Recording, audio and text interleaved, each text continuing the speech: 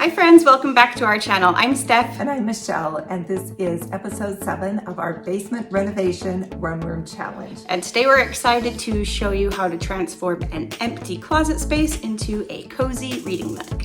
And if you've missed any of our episodes, you can find the link in the description below. And be sure to subscribe so you don't miss the upcoming videos we have for you and the complete basement reveal. This space here we are going to turn into a little reading nook. So we're gonna do like a built-in base and then bookcases on each side. So all the way up there, and we have electrical run for lighting. And for the back wall, we are going to shiplap. We're using leftover wood from the ceiling project. And I've just gone ahead and drawn some lines with my level. We're going to start up at the ceiling and work our way down.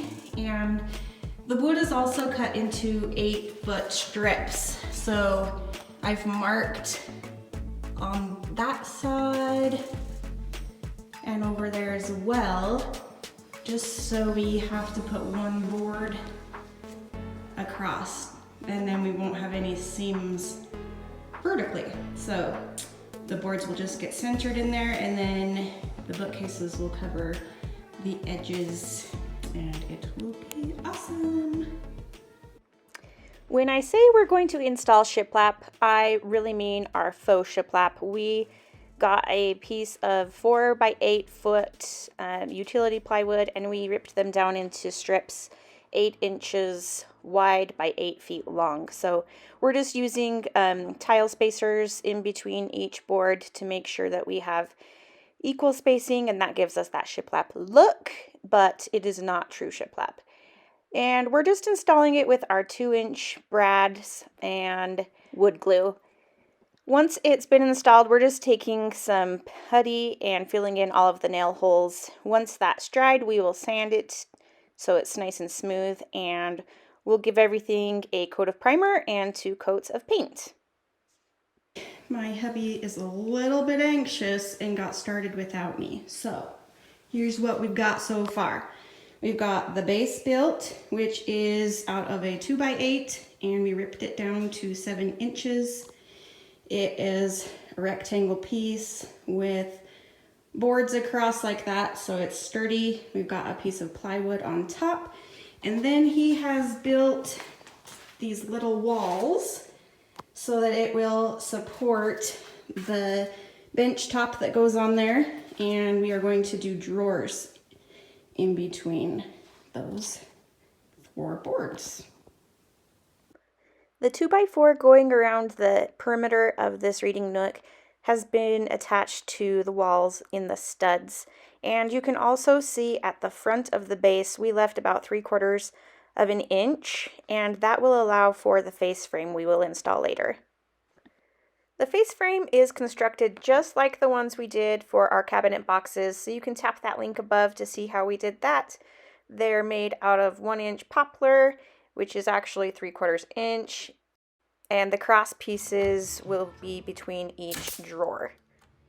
Then we attach the face frame to the front of the 2x4 supports with wood glue and brads. The face frame is also installed 3/4 inch above the top of the 2x4 supports. This is going to accommodate the MDF board that we will put on the top of the base for the platform for the reading nook. Then we installed the undermount drawer slides directly into the 2x4s. If you want to learn how to make drawers and door fronts, we will do separate videos for each of those, and they will be linked in the description box below.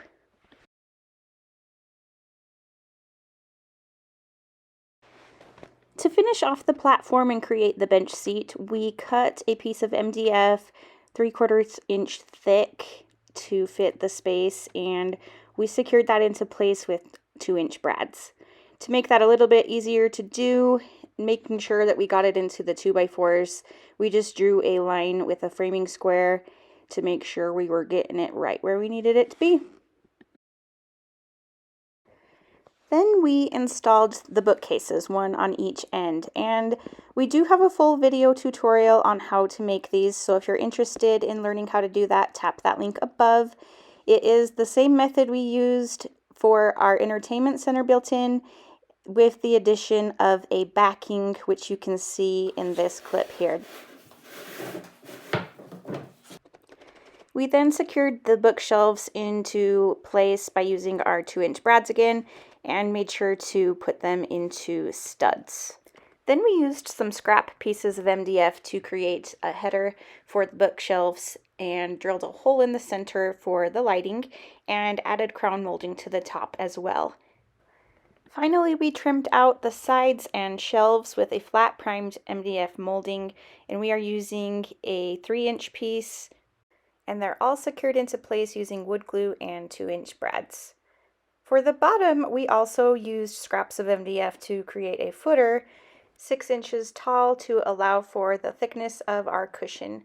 And along the back side of the platform area, we also installed a 1x5 MDF molding to finish off all the trim work.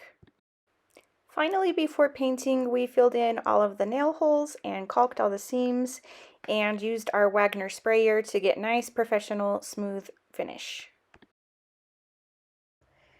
Last but not least, after the flooring was installed, we added door casings and header around the opening for our built-in reading nook, and it is all finished. It feels so good to have another big project crossed off the to-dos. We have a couple more weeks left in this challenge, and we have so much to do still, so we're working like crazy, but we are excited to continue showing you this space and can't wait to show you the finished room. Another huge shout out to Amarok Hardware for working with us on this project. I absolutely love their hardware. We've used the stature drawer pulls on each project in this basement renovation project, and the finish on these is flat black.